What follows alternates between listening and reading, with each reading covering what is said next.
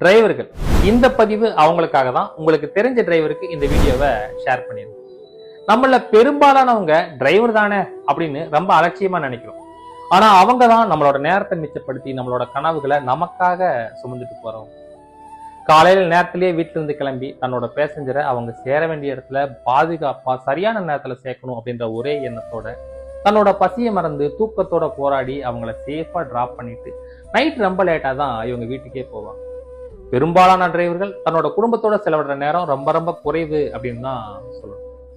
இவங்க வண்டியில டிராவல் பண்ற சின்ன குழந்தைகளோட சிரிப்பையும் அம்மாக்களோட பாசத்தையும் அப்பாக்களோட பொறுப்பையும் தன்னோட ஸ்டேரிங்ல சுமந்துட்டு இவங்களுக்கு பொருளாதார ரீதியாகவும் உடல் ரீதியாகவும் எவ்வளவோ கஷ்டங்கள் இருந்தாலும் அதையெல்லாம் மறைச்சு நம்ம கிட்ட சிரிச்ச முகத்தோட தான் பழகுவாங்க. நம்மள எத்தனை பேர் இவங்களோட தியாகத்தை கவனிக்கிறோம் சொல்லுங்க? எங்கேயாவது போகும்போது எப்ப நல்ல கடையா பார்த்து நிறுத்து டீ சாப்பிடணும் அப்படின்னு வண்டியை நிறுத்தினா கூட இவங்கள மறந்துடும். நீங்க டீ சாப்பிட்றீங்களான்னு ஒரு வார்த்தை கூட கேட்கறதே கிடையாது.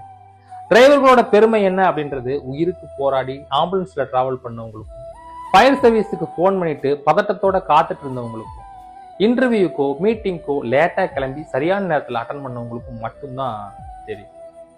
இவங்க வெறும் டிரைவர்கள் மட்டும் இல்லைங்க, நம்மளோட வாழ்க்கை பாதையை பாதுகாப்பா இழுத்துட்டு போறவங்க. அடுத்த முறை நீங்க கேப்லயோ ஆம்னி பஸ்லயோ இல்ல வேற ஏதாவது டிராவல்ஸ்லயோ டிராவல் பண்ணிட்டு இறங்கும் போது அந்த டிரைவரை பார்த்து ஒரு சின்ன புன்னகையோட நன்றி அண்ணான்னு ஒரு வார்த்தை சொல்லி பாருங்க. அவங்களுக்கு சம்பளத்தை விட அது மிகப்பெரிய சந்தோஷத்தை கொடுக்கும்.